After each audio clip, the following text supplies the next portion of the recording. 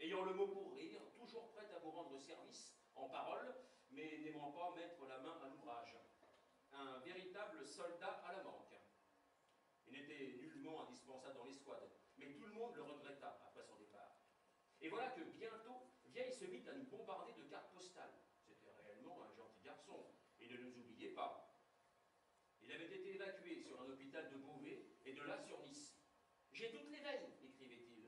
Et il nous envoyait des cartes postales illustrées où tout est bleu, le ciel, la mer, les villas, les jardins, et jusqu'aux jardins illuminés des mimosas et des oranges qui tournent au cramoisi quand le soleil se couche. Quand on a vécu ça, on ne croit plus au slogan des stratèges, on est initié. L'art militaire est affaire des culottes de peau, une sale routine, marche ou crève. Et nous marchions, et nous crevions. Le ruban de route se déroulait. On n'en voyait pas le bout. Écouen, Luzarches, Chantilly, où de la paille jonchait les rues pour amortir le bruit de ces milliers et milliers de godillots qui montaient au front et ne pas déranger Joffre dans ses cogitations. Creil, où Belsomme montra en passant la tréfilerie de son oncle. Clermont, Saint-Just en chaussée, Maignelay, Montdidier, Angeste en Santerre. Les hommes se traînaient, des ampoules aux pieds, écrasés par le sac, finissaient par tomber sur les bas-côtés de la route, refusaient de continuer cependant que les mécaniciens des trains vides, qui nous rattrapaient d'une gare à l'autre, faisaient aller ironiquement le sifflet de leur locomotive en nous dépassant. Si Rossi n'était bon à rien en patrouille, il était indispensable dans l'escouade. Il fichait un pieu en terre d'un seul coup de maillet, alors que les autres s'y mettaient à deux et s'y reprenaient à 10 reprises. Il avait l'habitude de monter les tentes de cirque. À Frise, c'est en somme Rossi, à lui tout seul, qui avait tendu notre réseau de barbelés, et dans un temps record. Et le travail était impeccable. Il voulait être seul pour manger. On le voyait s'amener à l'heure de la soupe. Il tendait sa gamelle, comptait les portions, rouspétait comme un beau diable à propos d'un bout de gras ou au sujet d'un os à moelle, surveillait de près la distribution du rabiot et du rap de rab quand il y en avait, échanger un quart de pinard contre un quart de camembert, marchander, acheter, car le monstre avait de l'argent, mendigoter, pleurnicher, et on le voyait s'éloigner en direction de son trou solitaire, chargé de boustifailles, sa gamelle pleine, les suppléments en équilibre sur le couvercle, une boule sous chaque bras, ravi, content, la capote déboutonnée, déjà le ventre à l'aise, marchant à petits pas comme un prêtre portant son Dieu. Un peu après minuit, juste après la relève des sentinelles, une patrouille allemande, comme cela arrivait de temps en temps, nous lâcha une volée de grenades au petit bonheur, et l'une d'elles éventra Rossi. Quand nous accourûmes, il ne vivait déjà plus. Notre ahurie s'était vidée dans sa gamelle.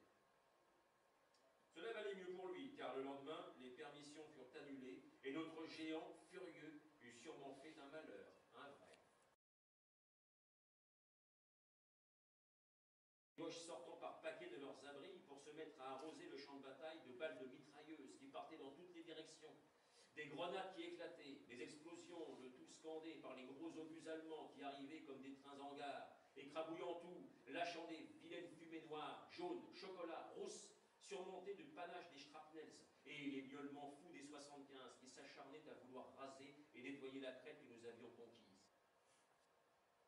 C'est durant ce nettoyage que j'ai tué d'un coup de couteau un Allemand qui était déjà mort. Il me guettait, embusqué derrière un par-éclat, le fusil en arrêt. Je lui sautai dessus et lui portai un coup terrible qui lui décolla presque la tête et qui l'a fait tomber à la renverse, semant son casque en pointe. Alors je constatai qu'il était déjà mort depuis le matin et qu'il avait eu le ventre ouvert par un obus. Il s'était vidé. Jamais un homme ne m'a fait aussi peur. Toujours aucune liaison, ni à gauche ni à droite. Et cela s'étendait assez loin de nous, et nous avions trop à faire dans notre secteur pour nous inquiéter de ce qui se passait ailleurs. À nos pieds, les Boches avançaient, reculaient. La culasse des fusils nous brûlait les mains. Et les bras étaient là de balancer les grenades. Saloperie, cela ne finirait donc jamais. Je ne pouvais pas respirer. Cela m'étranglait. Nom de Dieu, qu'est-ce qui est bien pu m'arriver? J'allais mourir. Je ne souffrais pas. Le sommet du crâne me brûlait. Mon cerveau était en feu. Je voyais rouge. Mais cela me froissait les paupières et je ne pouvais pas ouvrir les yeux. Surtout, je ne pouvais pas gueuler. J'enrageais. Tu me vois, hein?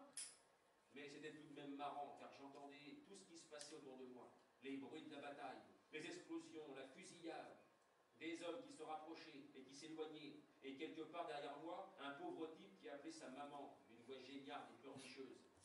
J'aurais voulu me retourner et lui dire merde une bonne fois, car le type en question chiala ainsi durant des heures avant de se taire.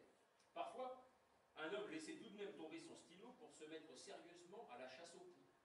On le voyait alors se déshabiller, inspecter les coutures de son pantalon ou les plis de son ventre, et on l'entendait pousser des jurons de colère quand il écrasait une colonie de poux ou des larves dans l'ourlet du pantalon, et des cris de triomphe quand il réussissait à s'arracher un morpion de la peau du ventre.